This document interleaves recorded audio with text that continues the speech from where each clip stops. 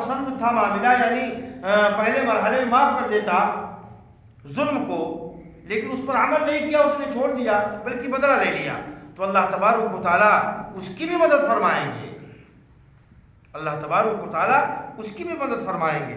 ان اللہ عفو غفور، اور بے شک اللہ تبارک و تعالیٰ بخشنے والے، درگزر کرنے والے، بخشنے والے۔ اور یہ ذالک، یہ بات ہو چکی، یعنی وہ مدد اور نصرت کیوں اللہ تبارک و تعالیٰ فرمائے گا مہاجرین کی؟ اس کی وجہ یہ ہے کہ اللہ تبارک و تعالیٰ یعنی انقلاب آفری ہیں۔ دنیا میں انقلابات دیکھیے، انسان کے سمجھ میں آئے گا، اللہ تبارک و تعالیٰ رات کو دن میں، رات کے اجزاء کو دن میں شامل کرتے ہیں اور دن کے اجزاء کو رات میں شامل کرتے ہیں۔ ابھی دن تھا، یکدم سے رات کی بھیانک تاریکی چھا گئی، سب پہ نیند غالب ہو گئی، سنسان معاملہ ہو گیا۔ اب اندھیرا رات کا تھا، ابھی کچھ دیر کے بعد میں دن کا اجالا ہو گیا، لوگ دندنانے لگے، پھرنے لگے۔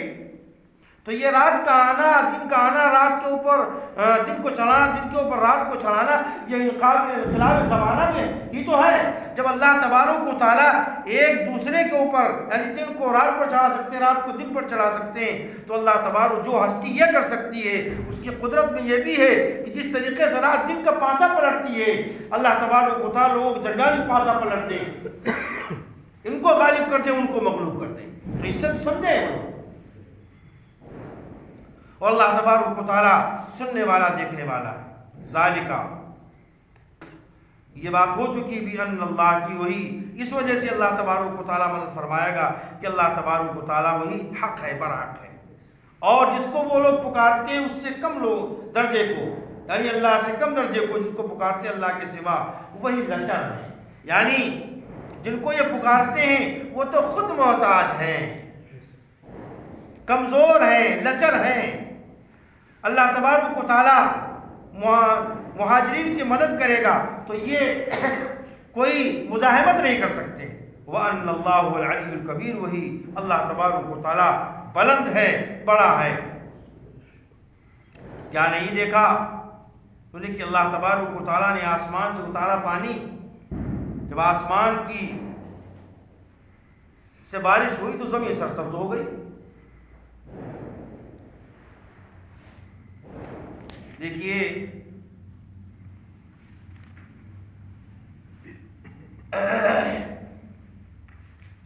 جب زمین سرسبز ہو گئی، اللہ تبارک و تعالیٰ نے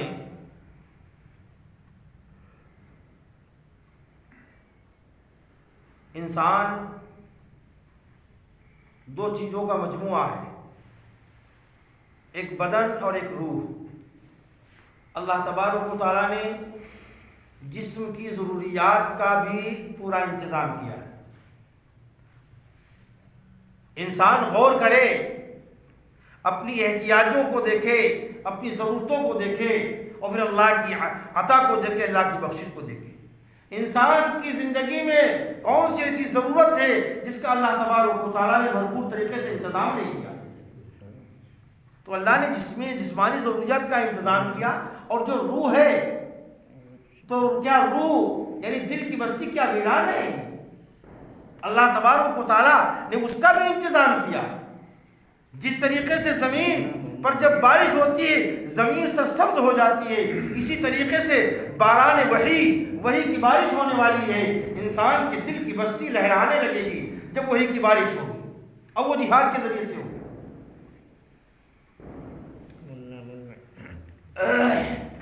فرمایا کہ بے شک اللہ تبارک و تعالیٰ باریک بینی سے اپنے بندوں کے کام بناتے ہیں، بندہ سمجھ بھی نہیں سکتا، خبردار ہے، اور اسی کا ہے جو کچھ آسمانوں میں زمین میں ہے، سب اللہ کا ہے، اور بے شک اللہ تبارک و تعالیٰ وہی بے نیاز ہے، سب تعریفوں کا سزاوار ہے، اللہ کی ذات بے نیاز ہے اور سب اس کے محتاج ہیں۔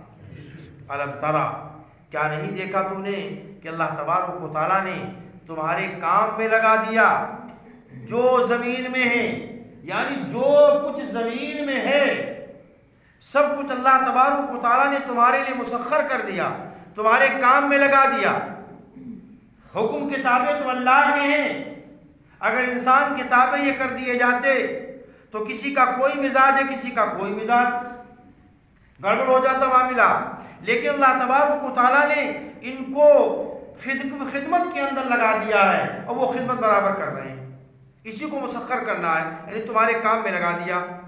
ہوائیں چلتی ہیں تو تمہارے لیے، دریا بہتے ہیں تو تمہارے لیے، زمین سبزہ غلہ اگاتی تو تمہارے لیے، آسمان سے پانی برستا ہے تمہارے لیے، یہ آسمان کی چھتری اللہ نے بنائی تمہارے لیے بنائی۔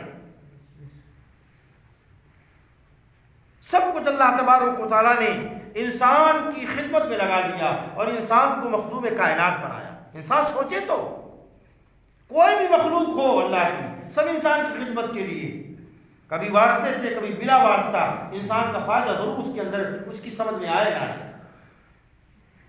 جب اللہ نے کہہ دیا جو کچھ زمین میں ہے، زمین کے خزانے جو کچھ زمین میں ہے، جتنی بھی مخلوقات، سب اللہ تبارک و تعالیٰ نے تمہارے کام میں لگا دیا۔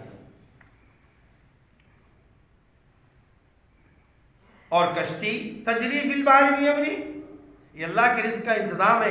کشتی جاری ہوتی ہے، سمندر میں چلتی ہے اس کے حکم سے۔ وہ پانی جو 1 تولہ وزن کو بھی برداشت ٹھہر نہ سکے اس کے اوپر، اور دیکھیے کتنے ٹھنوں جہاز چل رہے ہیں اللہ کے حکم سے۔ ادھر کی سامان ادھر، ادھر کا ہی سامان ادھر، روزی کا انتظام اللہ نے کر رکھا ہے۔ اور اللہ تبارک و تعالیٰ آسمان کو روکے ہوئے ہیں، دیکھیے کوئی سہارا نہیں۔ یہ سورج ہے، چاند ہیں، ستارے ہیں، یہ جھڑ بھی سکتے ہیں جب ان کا ٹوٹنے کا وقت آئے گا، لیکن اللہ تبارک و تعالیٰ نے بغیر کسی سہارے کے سب کو روک رکھا ہے، اور سب کو انسان کی خدمت کے لیے لگا رکھا ہے۔ سب انسان کی خدمت میں ہیں، انسان کو فائدہ پہنچا رہے ہیں۔ آسمان کو روک رکھا، انتقال الارض، ایک ہی گر پڑے زمین پر مگر اس کے حکم سے۔ جب اللہ کا حکم ہو جائے گا تو ستارے ٹوٹ کر کے ٹوٹ جائیں گے، قیامت میں ٹوٹ کر گر جائیں گے۔ ان اللہ بالناس لرؤوف رحیم، بے شک اللہ تبارک و تعالیٰ بندوں پر رؤوف، نہایت شفیق، مہربان، اور رحیم، نہایت مہربان، رحم والے۔ اور وہی ہے جس نے زندہ کیا تم کو، یعنی زندگی تم کو جلایا، وہی تم کو مارے گا، ثم یحییکم، اور پھر تم کو دوبارہ زندہ کرے گا۔ ان الانسان، جب یہ سب اللہ کی قدرت کی نشانیاں ہیں تو انسان کو اللہ تبارک و تعالیٰ کی توحید مان لینی چاہیے، اللہ کی وحدانیت کا اقرار کرنا چاہیے، لیکن اس کے باوجود بھی فرمایا ان الانسان لکفور، بے شک انسان البتہ بڑا ناشکرا ہے، اللہ کی ان تمام نعمتوں کا شکر نہیں ادا کرتا، ناشکری کرتا ہے۔ اللہ تبارک و تعالیٰ